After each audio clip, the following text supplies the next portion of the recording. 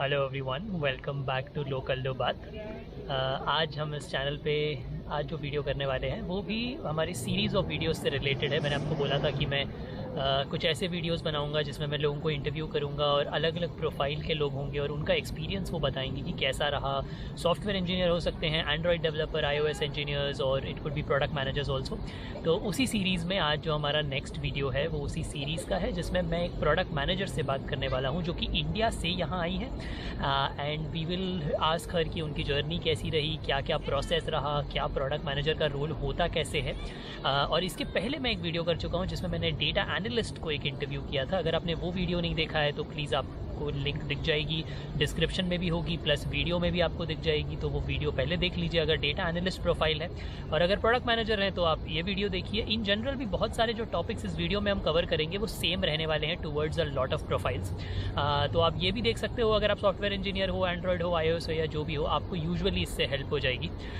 तो बस आज का वीडियो इसी के लिए है। और अगर आपको मेरा चैनल की कंटेंट जो है अच्छी लग रही है तो प्लीज़ चैनल को सब्सक्राइब ज़रूर कर दीजिएगा।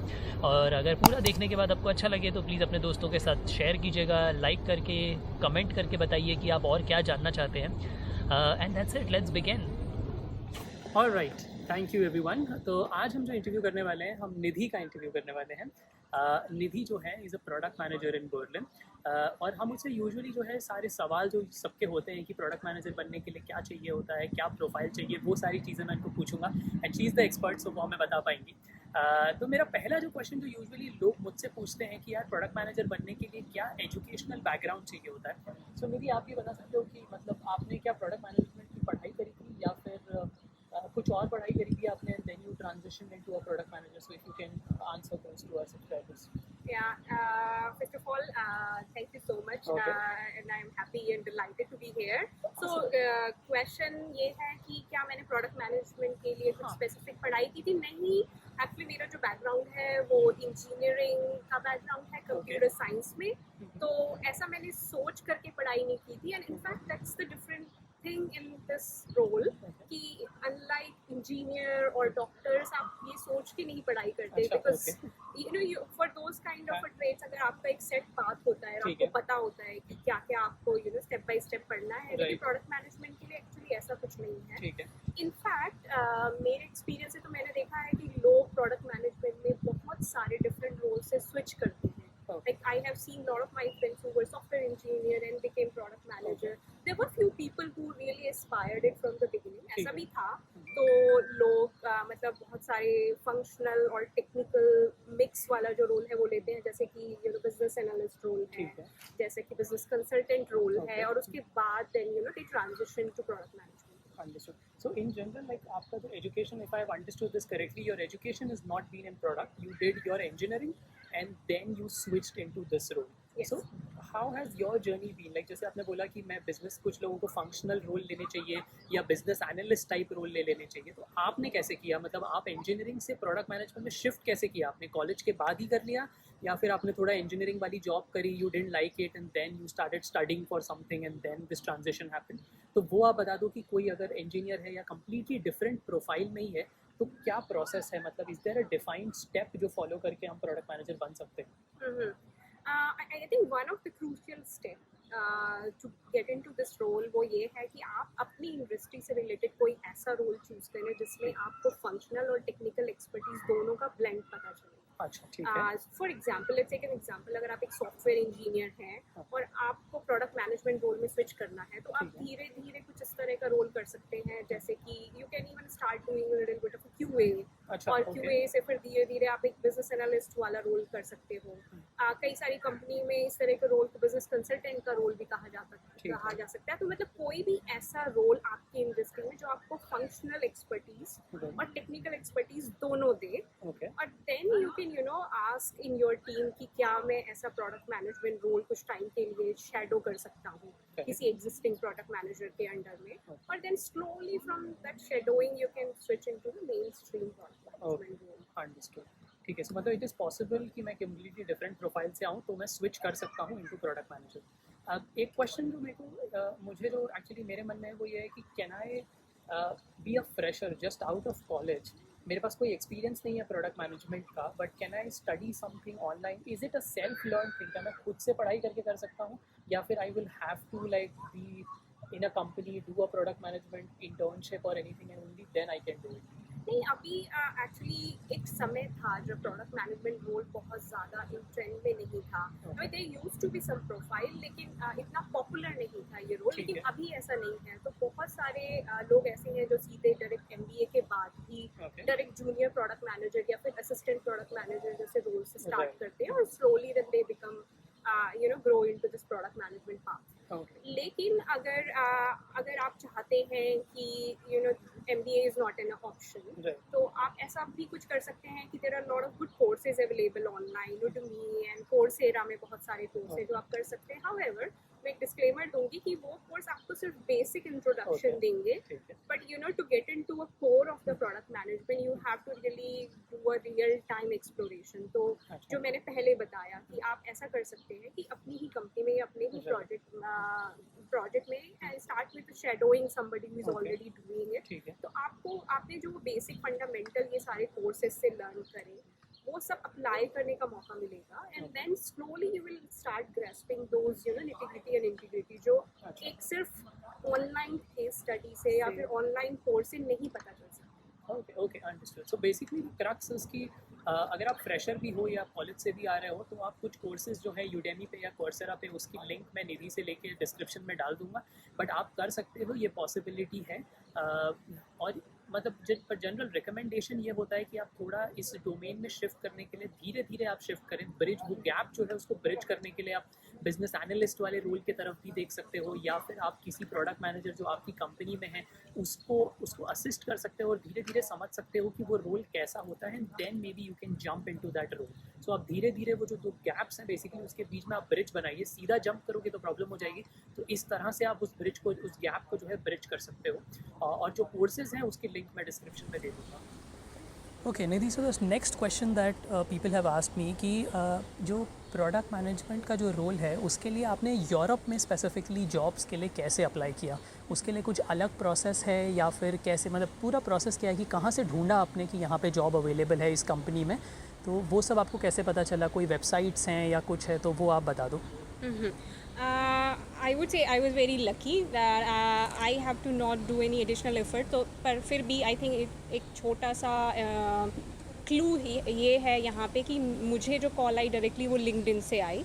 सो one of the platform actually can be LinkedIn, जहाँ पे recruiter continuously according to obviously whatever their requirement is, they keep on looking for the candidates. So keep your profile up to date on LinkedIn, or from your side also आप search कर सकते हैं LinkedIn पे Europe में specifically product management की jobs के लिए, और डायरेक्टली अप्लाई कर सकते हैं। आप रिक्रूटर्स को ऐड कर सकते हैं अपने प्रोफाइल में, और directly you can also start, मतलब उनके साथ कम्युनिकेट करना, जॉब के बारे में पूछना। That could be the very first step on LinkedIn. इसके अलावा और भी बहुत सारी वेबसाइट्स हैं, जैसे कैरियर पेज है, you can directly search for product management jobs and apply there. Indeed है, स्टेपस्टोन है। इसके अलावा I think Twitter is also one of the platform, मतलब पहले इतना मेन स्ट्रीम नहीं होता था, लेकिन आजकल recruiters are posting job requirements directly there. तो आप मतलब you can keep following people, और वहाँ पे भी आप सर्च कर सकते हैं जॉब्स और अप्लाई कर सकते हैं। तो दैट कुड ऑल्सो बी, वो भी एक सोर्स हो सकता है जहाँ पे आप ढूंढें इन जॉब्स को। ठीक है। सो बेसिकली सबके लिए ये है कि आप लिंक्डइन तो सबसे बड़ा प्लेटफॉर्म है ही जहाँ से आपको इस सब चीज़ों के बारे में पता चल जाएगा। 3 और वेबसाइट जो निधि ने बताई वो ये है कि इंडीड आप ट्राई कर सकते हो, स्टेपस्टोन काफ़ी अच्छी है जहाँ से आपको चीज़ों की इन्फॉर्मेशन मिल जाएगी। आप यूजुअली जो कंपनी है उनके गूगल सर्च करके आप उनके करियर्स पेज पे जा सकते हो, वहाँ पे आपको एकदम अप टू डेट इन्फॉर्मेशन मिल जाएगी। और एक जो लास्ट तरीका जो निधि ने बताया वो ये है कि आप अगर राइट लोगों से कनेक्टेड हो, सो अगर काम करना है तो networking is very important. So if you are connected to someone जो उस कंपनी में काम करता है, यूएस में, यूरोप में, इंडिया में या कहीं भी, तो यूजुअली ये लोग ट्विटर पे अगर एक्टिव हैं तो वो लोग वहाँ भी कभी कभी इन्फॉर्मेशन डाल देते हैं कि हमारी कंपनी में ओपनिंग है या हम प्रोडक्ट मैनेजर ढूंढ रहे हैं, तो वो सबसे ईजीएस्ट तरीका होगा, क्योंकि आप उनको डायरेक्टली रीच आउट कर सकते हो और वो आपको रेफ़र कर देंगे। तो रेफरल यूजुअली प्रेफर किया जाता है ओवर डायरेक्टली अगर आप अप्लाई करते हो। तो अगर आपका कोई दोस्त है, कोई फ्रेंड है, या ट्विटर पे कहीं से आपको पता चल रहा है, तो वो आपका पहला स्टेप होना चाहिए, या लिंक्डइन, फिर उसके बाद आप करियर्स पेज पे जाओ, फिर स्टेपस्टोन पे जाओ या इंडीड पे जाओ। तो यहाँ पे बहुत सारी जॉब अपॉर्चुनिटीज़ हैं। तो यूरोप में आना जो हमें पहले लगता था बहुत डिफ़िकल्ट है, अब एक्चुअली काफ़ी ईजी हो चुका है। सो this is what it is कि अगर आप अप्लाई करना चाहते हो, सो निधि ने ऐसे अप्लाई किया था लिंक्डइन के थ्रू, बट उन्होंने बताया कि ये सारे स्टेप्स भी हैं जिसके थ्रू आप आ सकते हो। तो प्लीज़ आप ट्राई करना और बताना कौन सा स्टेप आपके लिए वर्कआउट हुआ। ओके निधि, सो नेक्स्ट क्वेश्चन जो मुझसे पूछा गया है वो ये है कि इंटरव्यू प्रोसेस जो है इंजीनियरिंग के लिए तो थोड़ा सा डिफाइंड है कि कोडिंग होगा, ये होगा, वो होगा, बट प्रोडक्ट मैनेजमेंट के लिए जो इंटरव्यू है वो प्रोसेस कैसी होती है, कितने राउंड्स होते हैं और क्या क्या पूछा जाता है इन जनरल, अगर आप थोड़ा उस पर हाईलाइट कर दो।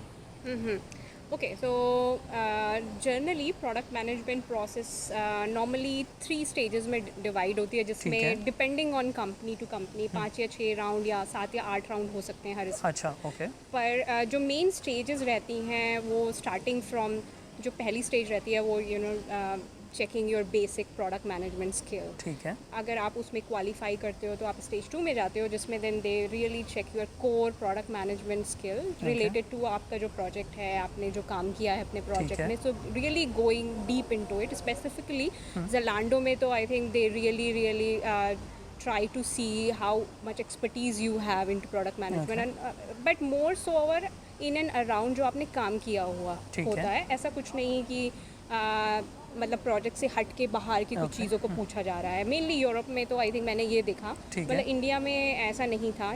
बहुत बार question could be even from the outside, but Europe में मैंने जितने भी इंटरव्यू दिए हैं या मेरे फ्रेंड्स ने जो भी इंटरव्यू दिए हैं, they are very much specifically focusing on जो आपने काम किया हुआ है। ठीक है। तीसरी जो फिर स्टेज है जो कि बहुत इंपॉर्टेंट है यूरोप में, it's like a team fit. मतलब मेरे ख्याल से हर जगह इसकी इंपॉर्टेंट है, पर मैं ये बोलना चाहूँगी और मे बी एम्फेसिस करना चाहूँगी कि यूरोप में दे रियली चेक कि ऐसा भी बहुत बार हुआ है कि लोग स्टेज 2 के बाद स्टेज 3 में डिस्क्वालीफाई हुए हैं। So better be prepare for it कि आप टीम फिट मतलब कैसे हैं आप अपने सॉफ्ट स्किल्स में, या really are you fitting into the team और इन दिस रोल और नॉट। करेक्ट। तो वो भी बहुत इंपॉर्टेंट है थर्ड स्टेज में।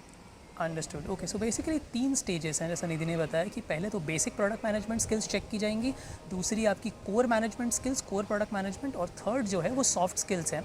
तो निधि कोई एग्जांपल आप दे सकते हो कि मतलब बेसिक प्रोडक्ट मैनेजमेंट स्किल्स से आपका क्या मतलब है, कि क्या पूछा जाएगा? जैसे यूजुअली जब इंजीनियरिंग इंटरव्यूज़ होते हैं तो हमसे लाइव कोडिंग करवाते हैं वो लोग, या फिर कुछ थियोरेटिकल क्वेश्चंस पूछते हैं, बट यूजुअली वो कोडिंग के अराउंड ही होते हैं कि लीड कोड से प्रॉब्लम सॉल्व करा रहे हैं, ये करा रहे हैं। तो प्रोडक्ट मैनेजमेंट में भी ऐसा कुछ होता है कि आपको वो वहाँ पे लाइव कुछ ऐसा सिनेरियो दे दिया और आपको बताना है कि मैं प्रोडक्ट मैनेजर होती तो कैसे करती? तो ये बेसिक और जो आपने तीनों स्टेजेस बताई उसमें क्या क्या, एक कोई एग्जाम्पल क्वेश्चंस अगर आप बता सको तो। So there could be case studies, मतलब एक जर्नल केस स्टडी दे सकते हैं वो आपको, और आपको बोल सकते हैं कि इसके लिए यूज़ केसेस डिफ़ाइन करो या यूज़र स्टोरीज डिफ़ाइन करो, depending on which kind of a level of a role you are applying. अगर आप एक प्रोडक्ट लीड वाले रोल में जा रहे हो तो they could ask you to design strategies, या फिर रोड मैप डिज़ाइन करने के लिए बोल सकते हैं। तो that could B one specific type of interviewing process. They could be another type जिसमें वो आपको वेरी वेरी बेसिक क्वेश्चन पूछ सकते हैं कि what is product management for you, या फिर यूज़र स्टोरीज़ क्या होती हैं, या अजाइल प्रोसेस क्या है, एज अ प्रोडक्ट मैनेजर का क्या रोल होता है उस अजाइल प्रोसेस में, या फिर इस तरीके के question, basic product management question also could be another type of interview process. Okay, understood. Second round में जब जो कि मैंने बोला वो तो पूरा आपके प्रोजेक्ट पे फोकस्ड है, तो questions like what kind of KPI आपने मेजर की, या फिर आपके प्रोडक्ट के मेजर अचीवमेंट्स क्या रहे, आपने क्या गो टू मार्केट स्ट्रैटेजी बनाई अपने प्रोडक्ट के लॉन्च के लिए, या कोई भी एक ऐसा यूज़ केस या ऐसा सिनेरियो डिफाइन करिए when it didn't work out the way you wanted, तो आपने उसे कैसे हैंडल किया। या फिर आप प्रोडक्ट को अगर क्विकली मार्केट में लॉन्च करना है और अगर आपने ऐसा कुछ किया हुआ है तो किस तरीके से, क्या क्या मेन क्राइटेरियाज होते हैं उसके, तो उस तरीके के स्पेसिफिक क्वेश्चंस होंगे।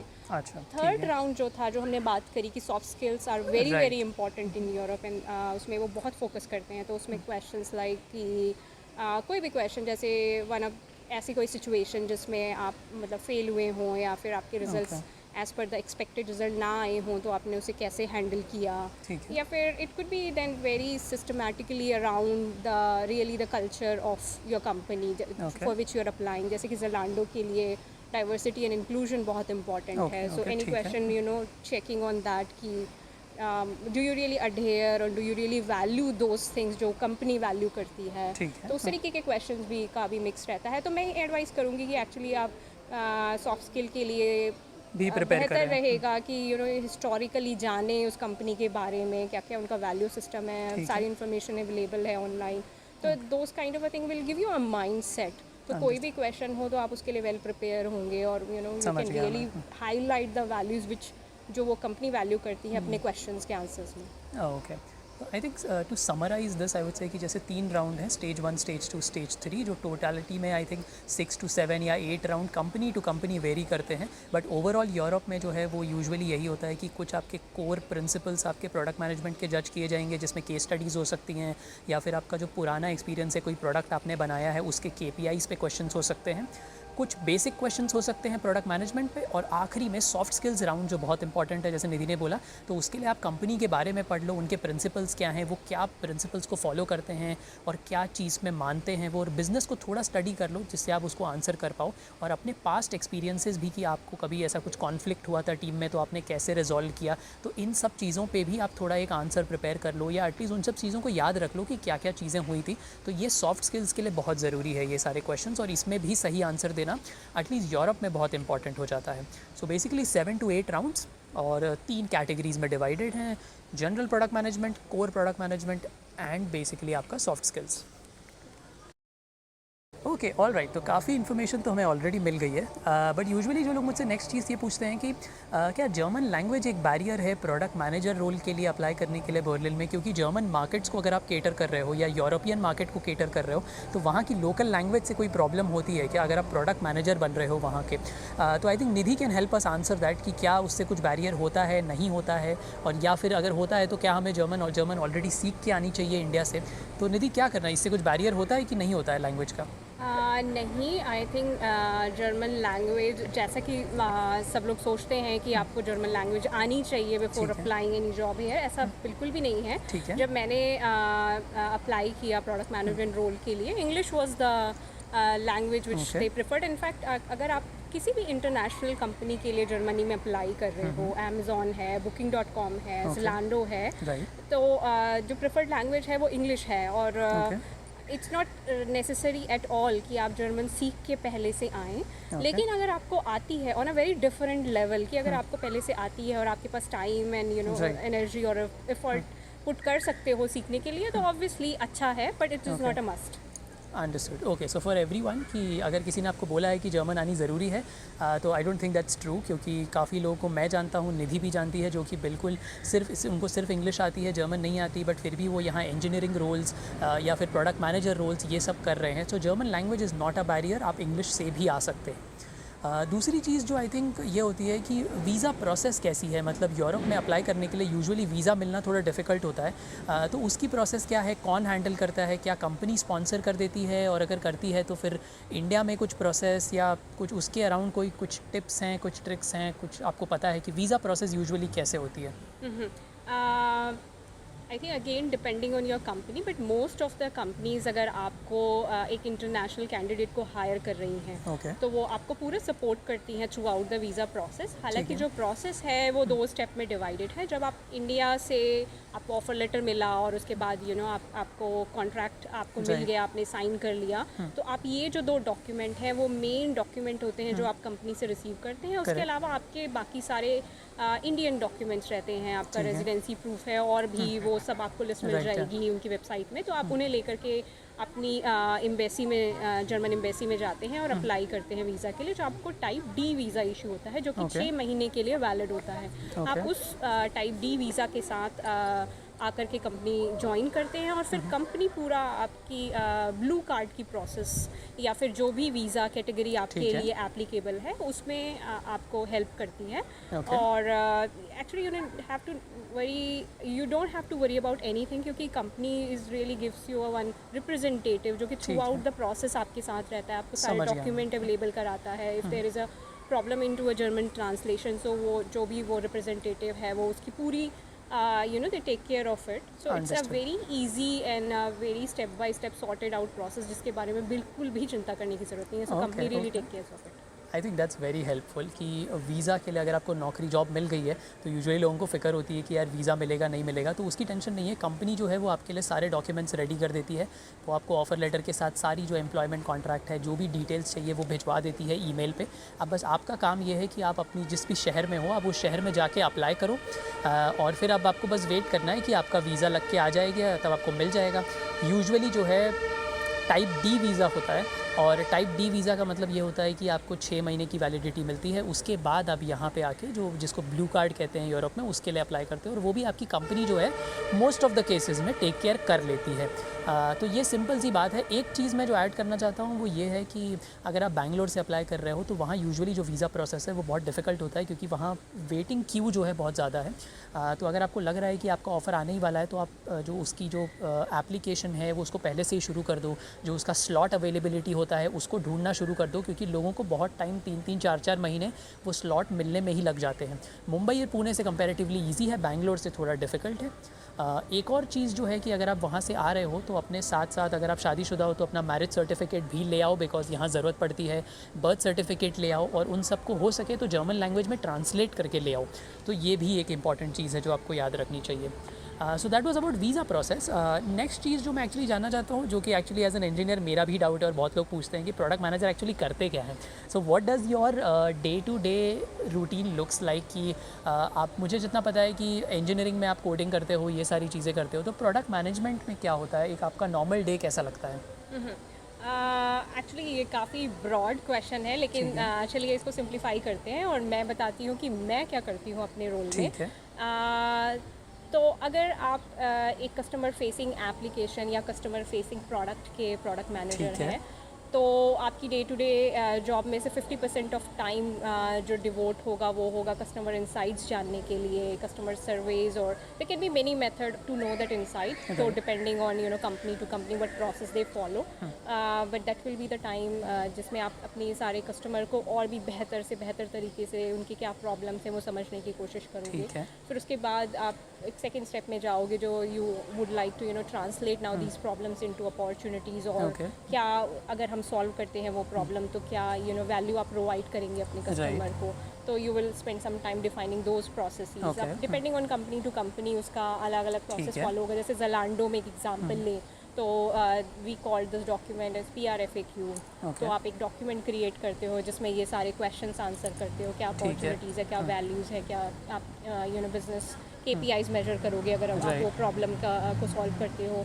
उसके बाद आपका फिर जो द थर्ड स्टेज है वो टाइम जाता है. अगर आपने प्रॉब्लम डिफ़ाइन कर ली बहुत क्लियरली तो आप डिफ़ाइन करोगे क्या हम सोल्यूशन लेकर आएँ, जिस क्या वो ऑप्टिमल सोल्यूशन होगा जिसके थ्रू ये प्रॉब्लम सॉल्व हो सकती है. उसके लिए आप इंजीनियरिंग के साथ काम करते हो, आप डेटा साइंटिस्ट के साथ काम करते हो, आप डिज़ाइन टीम के साथ काम करते हो, really depending on the nature of the problem. और उसके बाद आप मूव करते हो स्लोली फोर्थ फेज़ में जो कि डिलीवरी फेज़ रहता है. और as a product manager you really own the whole delivery phase, of course along with your engineering, data science and the different team with whom you are working on, but you are always the key owner.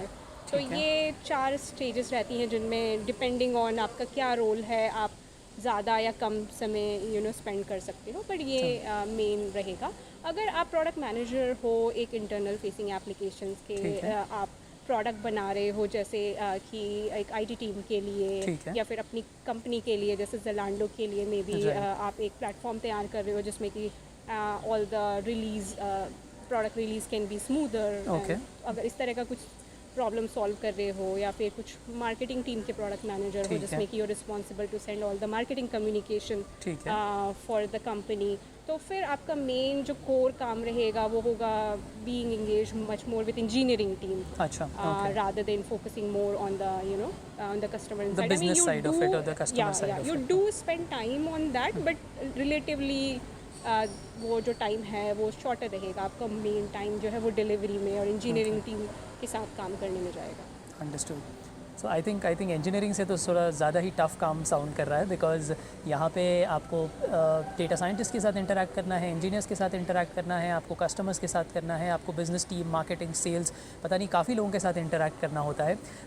But overall जो है I think जितने भी लोग ये काम कर रहे होते हैं, जो भी प्रोडक्ट मैनेजर है, they find it really fun, उनको बहुत अच्छा लगता है। और काफ़ी इंजीनियर्स भी इस प्रोसेस पे ट्रांजिशन कर जाते हैं, बिकॉज जब आप कोड करते हो तो आपको सिर्फ एक सर्टन एस्पेक्ट ऑफ चीज़ें ही पता होती हैं, बट जब आप पूरा प्रोडक्ट बनाते हो तब आप उसको इन एंड आउट सोचते हो कि इसका मार्केटिंग कैसा होगा, सेल्स कैसा होगा, इसको हम कैसे डिज़ाइन करें, इसके यूज़र स्टोरीज़ कैसे डिज़ाइन करें। तो वो आई थिंक आपको एक ब्रॉडर पिक्चर देती है।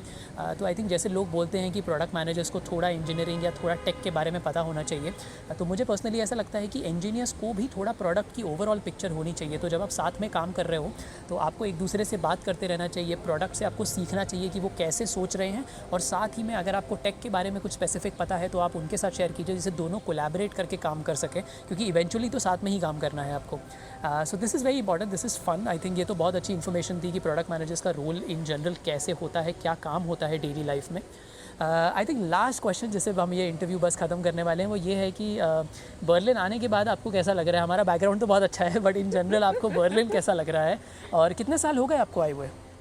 मुझे ऑलमोस्ट 2.5 ईयर होने वाले हैं, nice. और मुझे बहुत अच्छा लग रहा है। आई थिंक बर्लिन जो है वो मिडिल में है यूरोप के, और अगर आप एक हार्डकोर ट्रैवलर हो जैसे कि मैं हूँ, जो कि आई थिंक सभी होते हैं somehow, Everyone is a wanderlust. या और अगर आप नहीं हो तो आप यहाँ आकर के ऑब्वियसली बन जाओगे, because you have lot of opportunities. And like I said कि बर्लिन जो है वो बिल्कुल सेंटर में है। जर्मनी जो है वो बिल्कुल सेंटर में है, तो आप पेरिस जा सकते हो, एफिल टावर देख सकते हो, स्विट्जरलैंड जा सकते हो, और राज और सिमरन की तरह you can really have fun there.